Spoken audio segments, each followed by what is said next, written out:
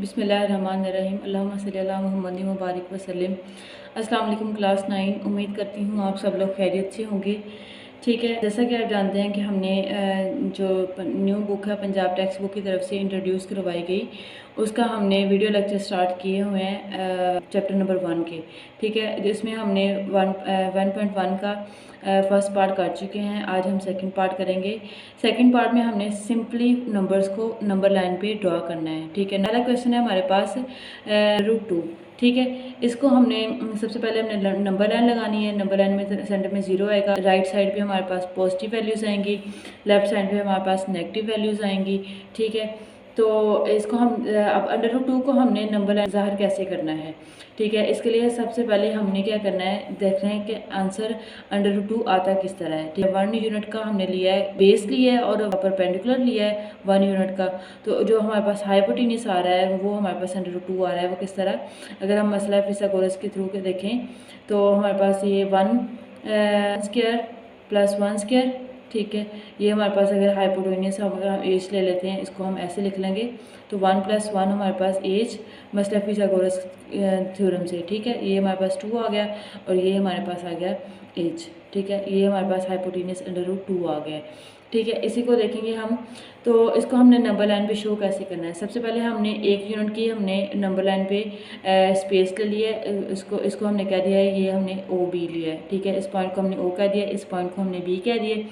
इसी तरह हमने परपेंडिकुलर भी हमने 1 यूनिट लिया था। यहाँ पे भी जितना हमने यहाँ पे लिया है 1 यूनिट, उसी तरह हमने यहाँ पे भी 1 यूनिट परपेंडिकुलर ले लेना है। ठीक है, इसको हमने A कह देना है और इसको B कह देना है। जो हमारे पास हाइपोटेन्यूस है वो हमारे पास O को और A को ज्वाइन करने से आएगा।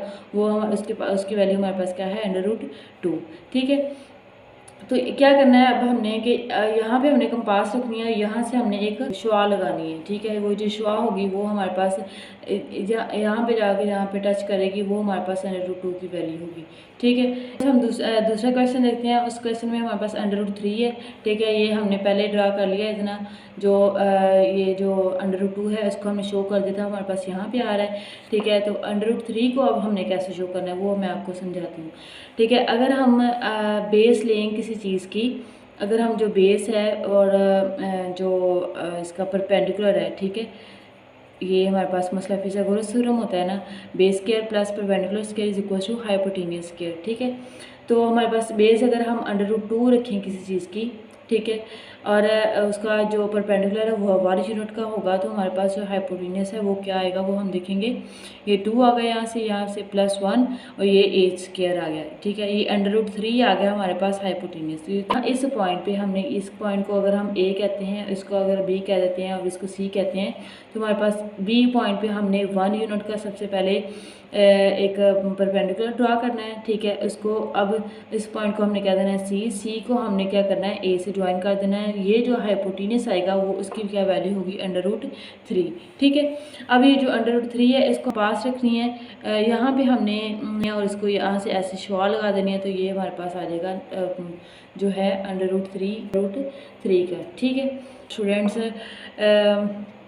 4 होल 1/3, 4 से ही 1/3।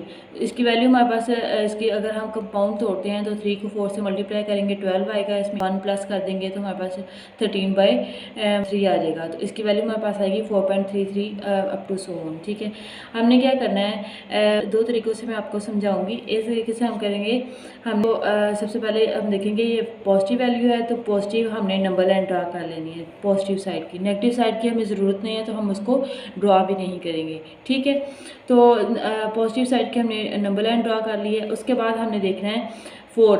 ठीक है, ये 4 पॉइंट तक जाना है, ये हम 4 पॉइंट तक आ गए। उसके बाद हमने क्या करना है, ये नीचे 3 है, ये नीचे 3 है, तो 3 में से हमने 1 को माइनस कर देना है और 2 आ जाएगा। और 2 लाइनों के साथ इन सब को हमने क्या कर देना है, कट कर देना है। ठीक है, ये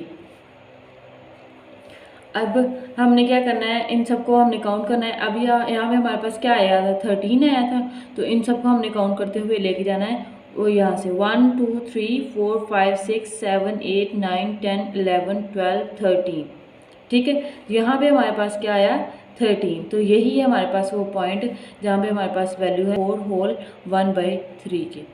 ठीक है, क्वेश्चन नंबर 4 हम देखते हैं पार्ट 2 का। उसमें हमारे पास है -2 होल 1/7, जो कि हमारे पास वैल्यू इसको कंपाउंड को ख़त्म करने के बाद आई है -15/7, और इसको अगर हम पॉइंट्स में देखें तो हमारे पास आएगा -2.14। ठीक है, अब ये देखें, हमने सबसे पहले नंबर लाइन ड्रा कर लिए। हमें पता है कि हमारी वैल्यू जो माइनस में है, तो हमने नंबर लाइन भी हमने लेफ़्ट साइड पे ड्रा करनी है। ठीक है, लेफ़्ट साइड पे हमारे पास नंबर लाइन होती है माइनस वाली। तो नंबर लाइन हमने ड्रा कर लिया। सबसे पहले हमारे पास 2 है, 2 तक हम पहुंच गए। ठीक है, उसके बाद हमारे पास क्या है, नीचे क्या है, हमारे पास 7 है। ठीक है, 7 में से हम 1 को माइनस करेंगे तो हमारे पास 6 आएगा। तो हमने क्या करना है, इनको हमने 6 इक्वल पार्ट में डिवाइड कर देना, 0 से लेके 1 2 3 4 5 6, 1 2 3 4 5 6, 1 2 3 4 5 और 6। ठीक है, यहाँ से हम चलेंगे, काउंट करेंगे, कितनी वैल्यूज़ को काउंट करना है, 15 को। 1 2 3 4 5 6 7 8 9 10 11 12 13 14 और 15। ये है हमारे पास वो पॉइंट जहाँ पे हमारे पास -2 होल 1/7 लाई कर रहा है। ठीक है, इसी तरह हमारे पास लास्ट क्वेश्चन है इस पार्ट का, 2 होल 3/4।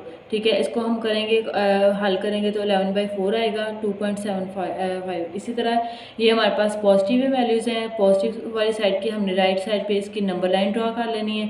ठीक है, ये हमारे पास पॉजिटिव वैल्यूज़ होती हैं। नंबर लाइन ड्रा कर लिए, सबसे पहले हमारे पास 2 है, हम 2 की वैल्यू तक से पहुँच गए। ठीक है, उसके बाद हमने क्या करना है, नीचे देखना है।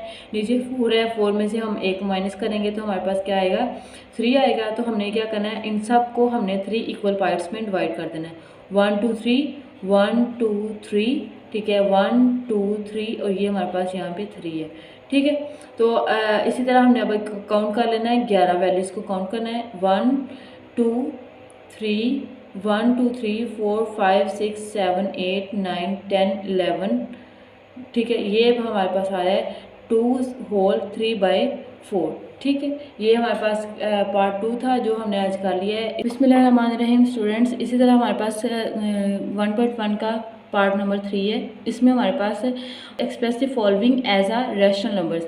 हमने क्या करना है, पॉइंट्स में या डेसिमल में हमें उसने वैल्यूज़ दी होनी है। हमने उनको क्या करना है, हमने p/q की शक्ल में लिखना है, जो कि हमारे पास क्या है, रैशनल नंबर्स, जिसमें हमारे पास जो है वो p और q जो है वो इंटीजर्स है और q is not equals to 0 है।